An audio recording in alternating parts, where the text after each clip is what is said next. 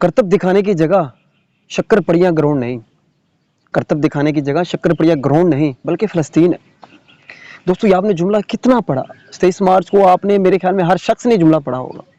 ہو سکتا ہے میری ویڈیو بہت لوگوں کو ناگوار گزرے، بہت غلط ہو، اس ویڈیو سے میرا کوئی نقصان بھی ہو سکتا ہے، لیکن دوستو حقیقت یہی ہے، مجھے اپنی فوج سے محبت ہے، لیکن مجھے اپنی فلسطین سے بھی محبت ہے، مجھے مظلوم مسلمانوں سے بھی محبت ہے۔ اس سے ہٹ کے دوستو پہلے میں آپ کو بیک گراؤنڈ بتاتا ہوں۔ کہتے ہیں کہ جب سقوط بغداد ہوا اس وقت کہا جاتا ہے کہ اس وقت علماء کرام اس بحث میں لگے ہوئے تھے کہ کعبہ حلال ہے کہ حرام، تراویحاں 20 پڑھنی ہے کہ 8 پڑھنی ہے، کون سا مسلمان ہے کون سا کافر ہے، آمین زور سے کہنا ہے یا ایسا کہنا ہے، ہم اس بحث میں لگے ہوئے تھے۔ بالکل دوستو، آج سے کچھ سال بعد، صدیوں بعد جب پوچھا جائے گا، جب کہا جائے گا کہ جب سقوط فلسطین ہو رہا تھا، جب فلسطین لٹ رہا تھا، جب فلسطین جل رہا تھا، جب بیت المقدس ہم سے چھینا جا رہا تھا، تو اس وقت کیا تھا؟ تو اس وقت پتہ کیا بحث ہوگی دوستو؟ اس وقت کہا جائے گا دوستو، اس وقت کہا جائے گا کہ ہم تو اس بحث میں لگے ہوئے تھے کہ کون محب وطن ہے اور کون غدار وطن ہے، کون زیادہ زور سے نعرہ لگاتا ہے اور کون آہستہ لگاتا ہے، کون اپنی ٹانگ اونچی اٹھاتا ہے اور کون نیچے اٹھاتا ہے۔ ہائے ہائے، ہم تو دوستو اس بحث میں لگے ہوئے تھے۔ وہ تاریخ دہرائی جائے گی، کہا جائے گا کہ ہم تو صرف دوستو میزائلوں کے تجربات کرتے رہ گئے، ہم تو دنیا کو یہ دکھاتے رہ گئے کہ ہمارا جہاز کتنی کلبازیاں کھاتا ہے، ہم تو صرف کرتب دکھاتے رہ گئے، ہم تو شیر تھے لیکن ایک سرکس کے شیر بن کر رہ گئے۔ دوستو یہ ساری باتیں ہونی ہیں، یہی باتیں اس وقت ہونی ہے۔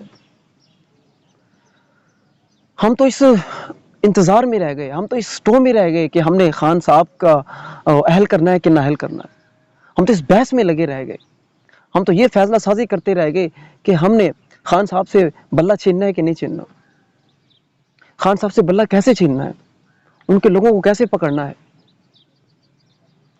یہ تاریخ میں لکھا جائے گا کہ جب فلسطین پہ ظلم ہو رہا تھا تو پاکستان کے اندر عوام سے ان سے فلسطین کے جھنڈے چھینے گئے۔ دوستو یہ تاریخ کا حصہ لکھا جائے گا۔ اب آپ سوچ رہے ہوں گے کہ دوستو یہ باتیں میں اپنی فوج کو کیوں کہہ رہا ہوں؟ میں اس کا جواب دیتا ہوں دوستو، مجھے میری فوج بری نہیں لگتی، میری پیاری فوج ہے یہ، مجھے اپنی فوج سے محبت ہے۔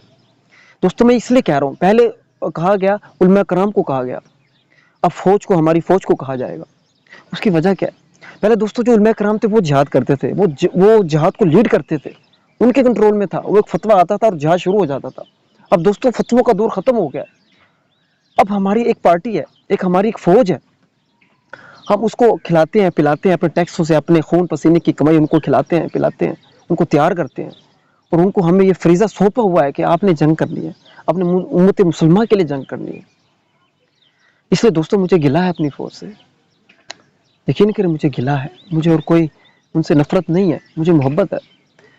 سینکڑوں سال بعد، صدیوں بعد یہ کہا جائے گا، یہ آپ لوگوں کو بتایا جائے گا، یہ گلہ کیا جائے گا، تو ادھر ادھر کی نہ بات کر، تو ادھر ادھر کی نہ بات کر، یہ بتا یہ قافلہ کیوں لٹا، تو ادھر ادھر کی نہ بات کر، یہ بتا یہ قافلہ کیوں لٹا، مجھے راہزنوں سے گلہ نہیں، مجھے راہزنوں سے گلہ نہیں، تیری راہبری کا سوال ہے۔